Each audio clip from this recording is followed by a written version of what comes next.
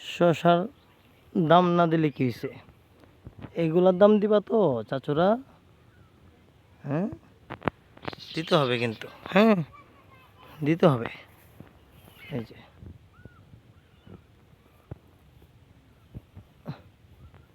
শসার দাম নাই, কোনো সাংবাদিক, কোনো মিডিয়ার কোনো খবর নাই। কৃষক মরে যাক, কিন্তু যদি বেশি দাম হয় তখন সকল মিডিয়া, সকল সাংবাদিকের মাথা গরম হয়ে যায়। হ্যাঁ, সকল মিডিয়াওয়ালাকে বলছি, আপনারা কৃষকের দিকে তাকান, কিছু নিউজ করেন শসা নিয়ে, তাহলে কৃষকের উন্নতি হবে।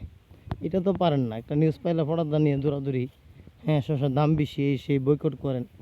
দাম যখন কম হয় তখন তো কেউ আসেন না, কৃষকের কথা শোনেন না, কৃষকের কোনো কিছু বুঝেন না। দেশের পরিস্থিতি সবচেয়ে বেশি লস, ক্ষতিগ্রস্ত একমাত্র কৃষকরা। সেটা কৃষকের সাথে আমাদের সম্পর্ক আছে বিধে আমরা জানি। সবচেয়ে বেশি ক্ষতিগ্রস্ত কৃষক, সবচেয়ে বেশি। এই যে মাছি পোকা দমনের জন্য আমাদের রকেটটা অনিবার্য।